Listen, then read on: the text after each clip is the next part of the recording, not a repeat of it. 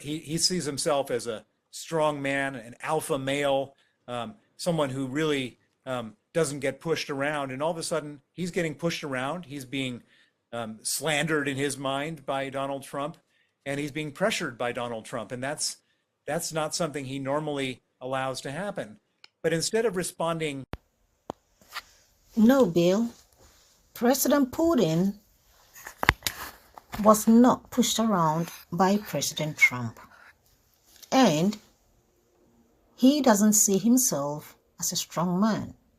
Actually, the fact is, President Putin is a very strong man.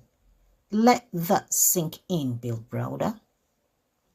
Had President Putin been a weak man like former President Yeltsin, he would have been walked over by now to steal Russia's resources, just like how you, Bill Browder, created shelf companies to avoid paying taxes in Russia until your corrupt behind got kicked out of Russia by President Putin. A reason for your personal hatred for President Putin and an embarrassment which you, Bill Browder, hasn't been able to get over with till tomorrow. Hello and welcome again to the Edge of Politics podcast. Geopolitical Queen here with today's episode on how the British Russophobia of over 200 years never got cured. The problem with the British media is their irrelevant Russophobia. If you listen to any British media, you would assume that Ukraine has won this conflict and President Putin is on his knees at the Red Square begging for mercy. The unfortunate fact is the British are living in their own bubble, listening to themselves and believing their own hubris. They just can't understand and accept that Russia is superior to them. And all these for the past 200 plus years. Now take a listen to the following claptrap from both of them. I mean, he was also asked shortly after his inauguration about Vladimir Putin. He said he's not doing so well, suggesting the war was not making him look very good in Trump's own words, and he was destroying Russia. How do you think those comments would have gone down in the Kremlin? not well, definitely not well. And I would argue that's I guess humiliating for Putin to have the most powerful man in the free world, Donald Trump, saying those types of things.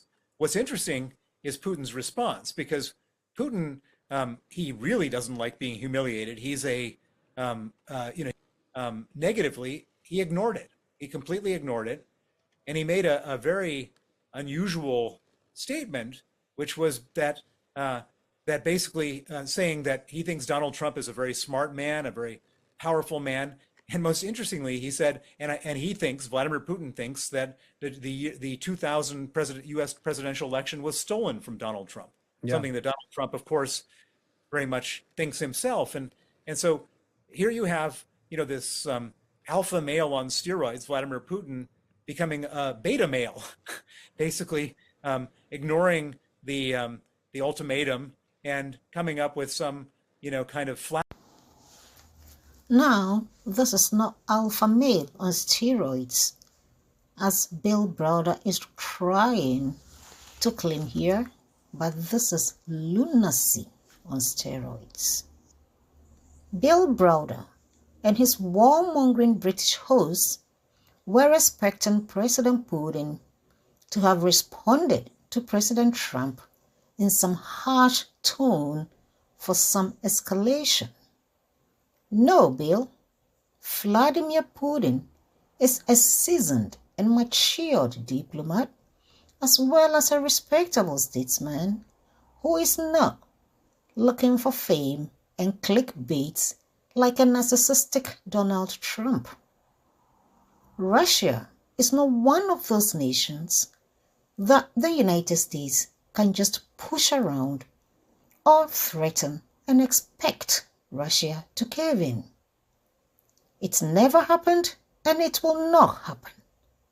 Not in the days of Alexander the Great, Lenin, Stalin, Vladimir Putin, or the one after Vladimir Putin.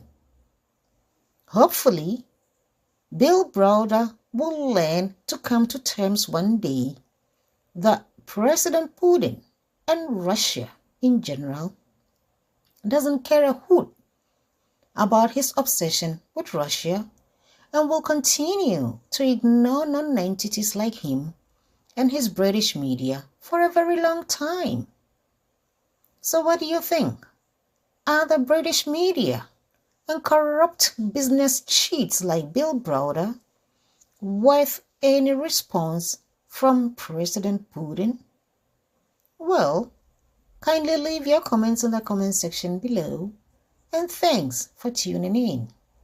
I will be back with the next broadcast. Good day.